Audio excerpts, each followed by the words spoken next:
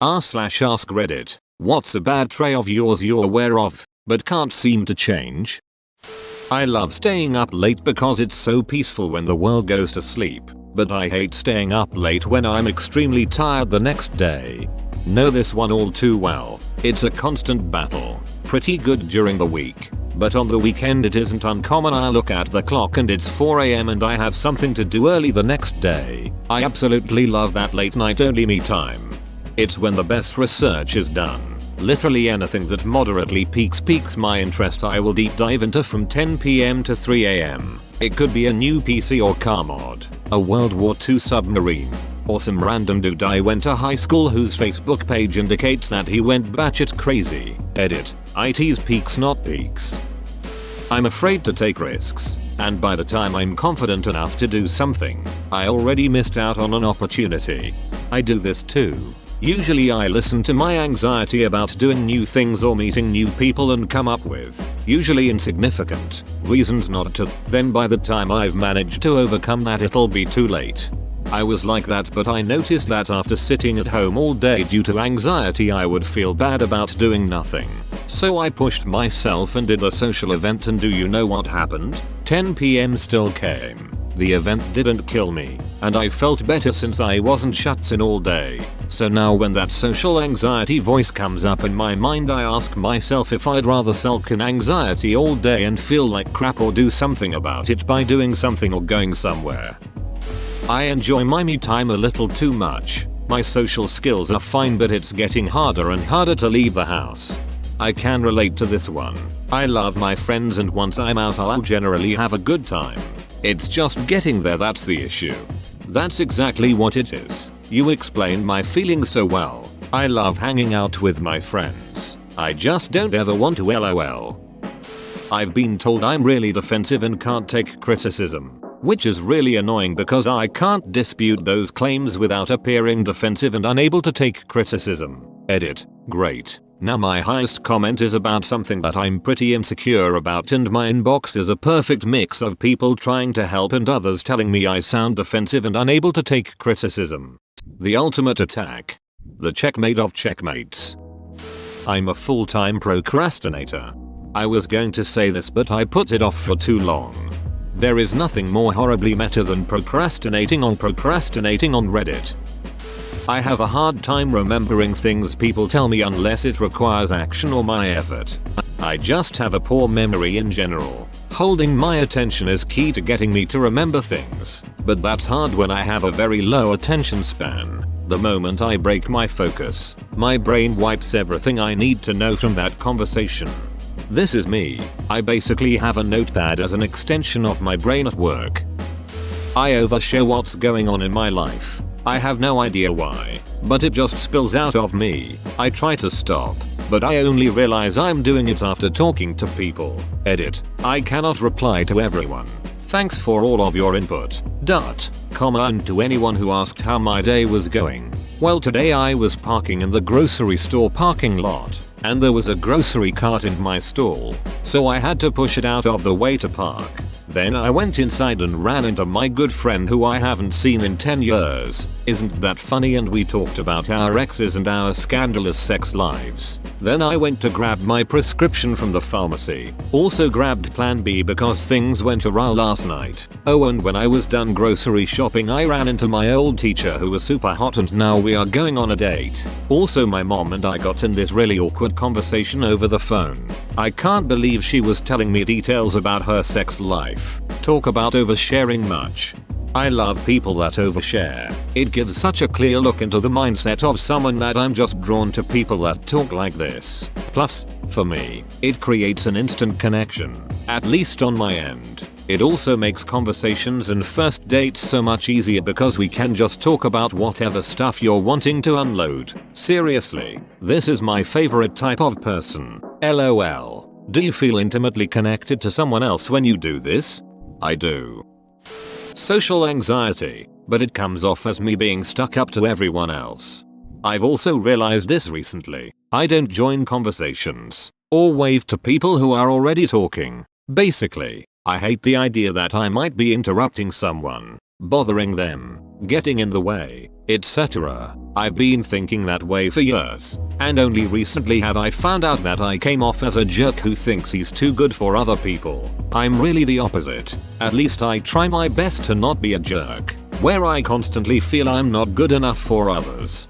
Me too. I think it makes me unapproachable at work. Once I get to know people I feel slightly more at ease and can open up. I've had co-workers say you're so nice. I don't know why I was so nervous to ask you questions. It makes me feel bad. Also, I have resting beach face which I cannot seem to make better. When I try to smile it feels disingenuous. I have a hard time trusting people, or believing that people actually enjoy having me around. I always assume people have a negative opinion of me. It sucks, but I'm trying really hard to break it. Same boat buddy. This negative self-image and progressing social anxiety is really kicking my ass and I'm just trying my hardest to feel comfortable around people again. Best of luck in gaining that trust in people back and improving your confidence in yourself. I wish you the best. Yeah, years of bullying ridicule growing up can really do a number on a person, especially as a girl. Girls are ducking atrocious. Thank you for the kind words. I'm working really hard on loving myself and I've come a long way, but still have a ways to go. Getting caught up in daydreaming fantasies. My god, they're addictive, and really just an escape from reality, and it's so hard to get out of it. That feeling when you finally get that one good dream and then wake up.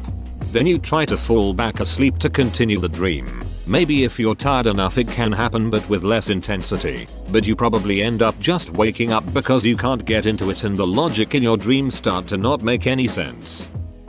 I get paralyzed when I have important life-changing things to do. I always wait until it is too late to do them because the fear of confronting them is paralyzing to me. Edit. My first gold, holy cow. Thank you kind fellow. I hope we can all overcome what we are afraid to face.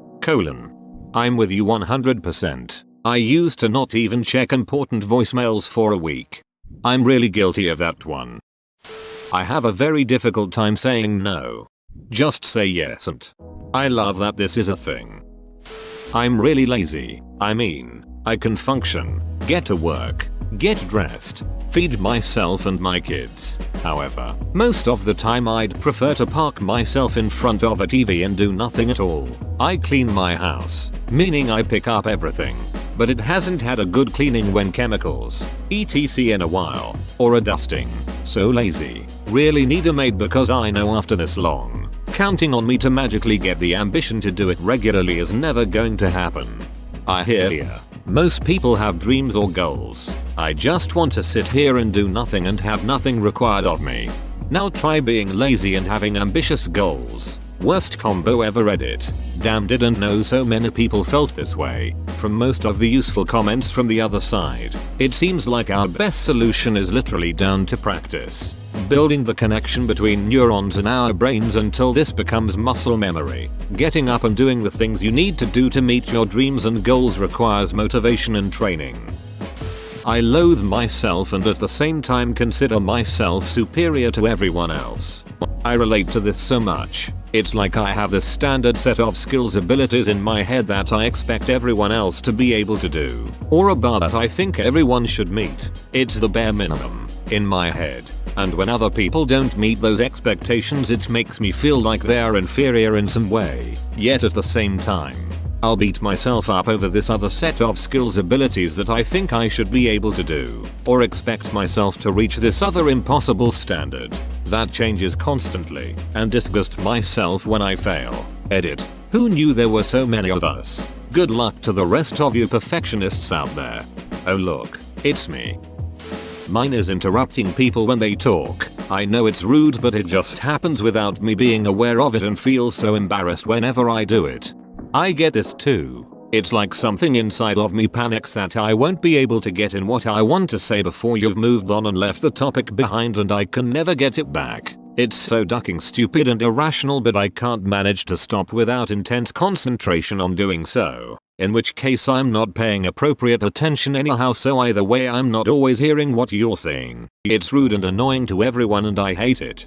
I can relate. It's terrible when you're in a group having a conversation, and you're on the periphery, just waiting for an opening to add your thoughts in.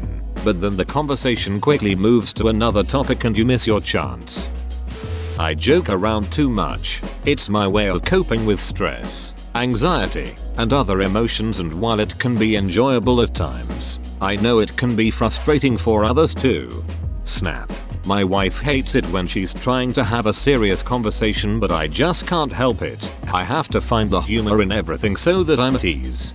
Same. I make really dark jokes as well. My mom said something like, "Oh my god, you're horrible," after one of my jokes, which is true. Controlling the volume of my voice. What? I say yes to thing I don't want to do, then sometimes I cancel last minute. I'm an a-hole. Hello, I am you and you are me. Let's get together and make some plans we can cancel last minute.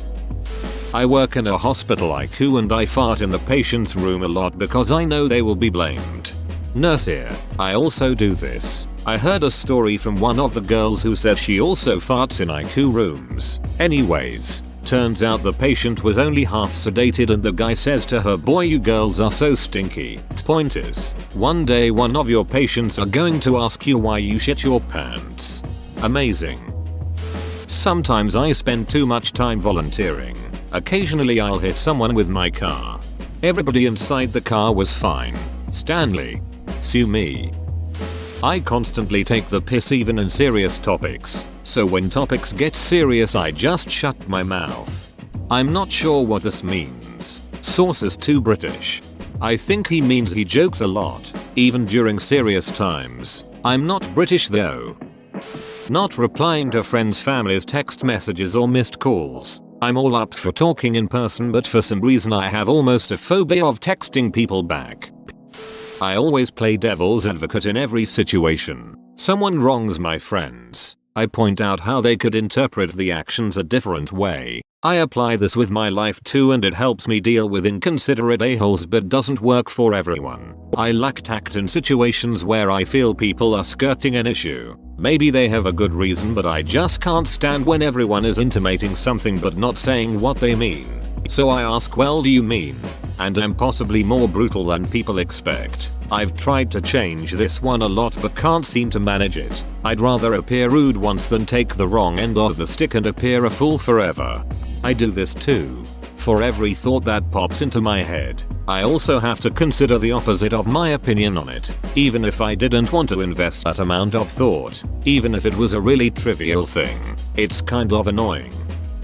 I'm late for work pretty much every single day of the week because I am horrible at getting up early enough to get ready and out the door in time. Even when I try to get up earlier, I just take longer to get ready and still leave the house late. Mornings have never been kind to me ever since I was a kid, and getting up and out the door for school was a struggle. And now as a grown-ass adult I still can't get it together.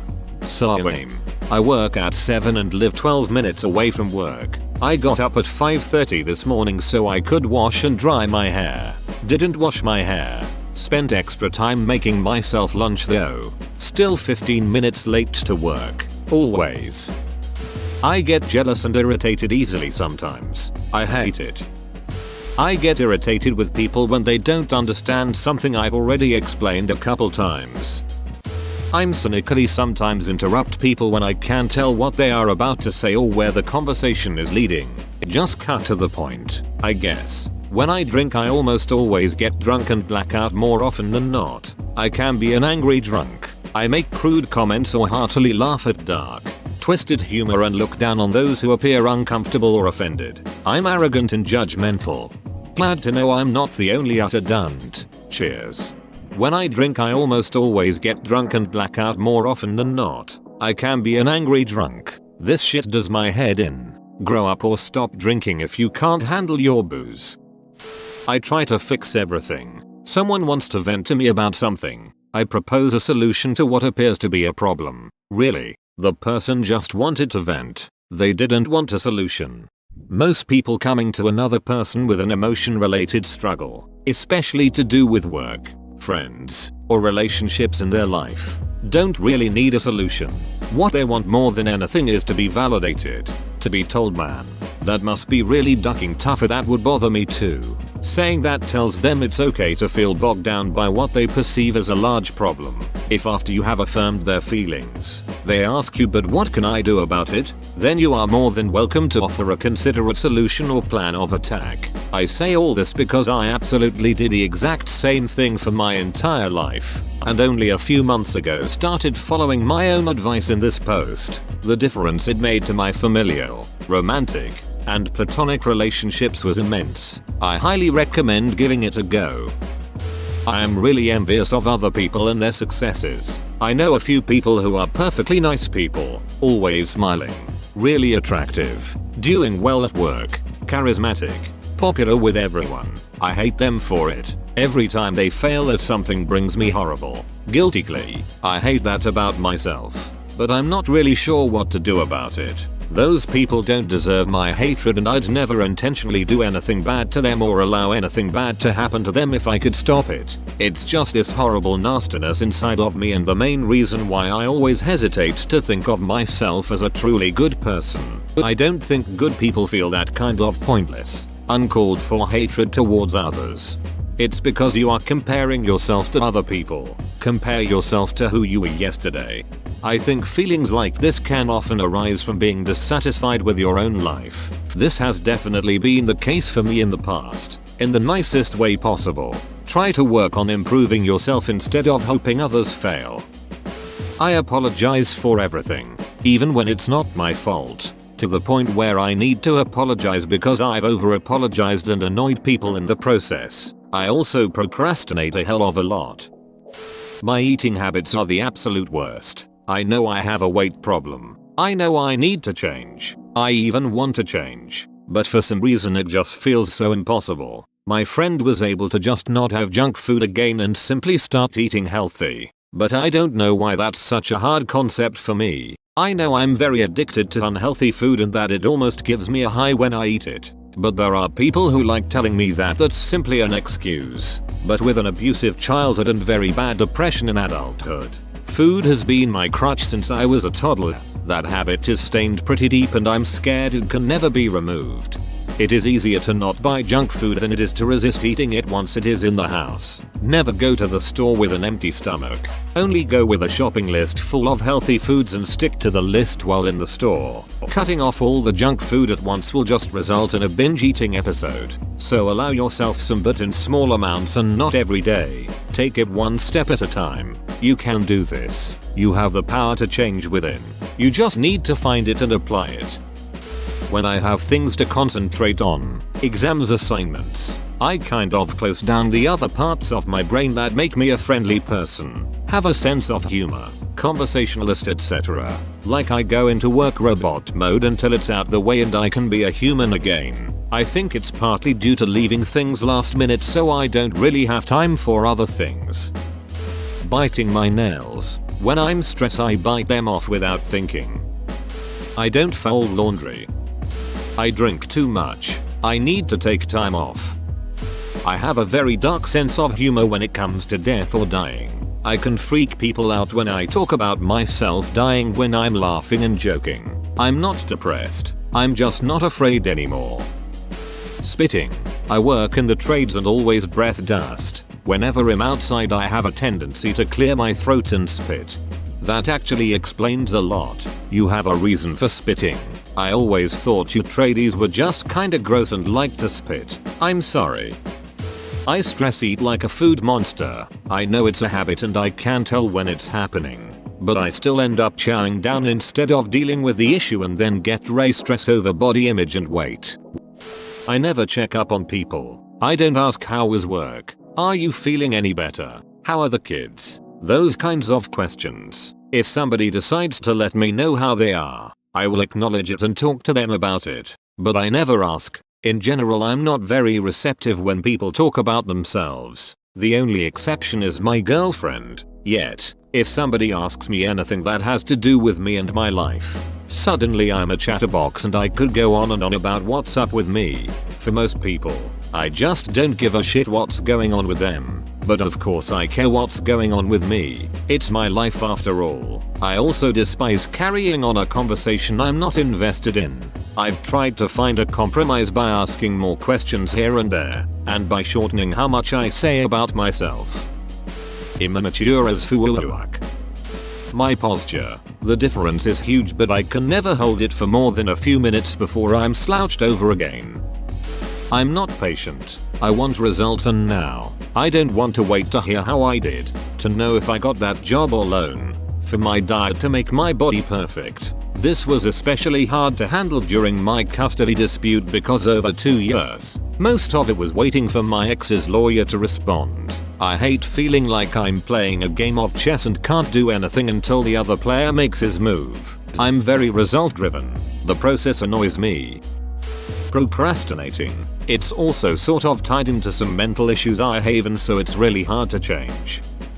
Surprised I haven't seen this after scrolling for a bit. I'm such a judgmental person, but I'm silent about it. I do it all the time and I want to train myself to be more accepting and carefree to a point where I never have a reason to judge. But I really don't know how. I'm such a dun because of it.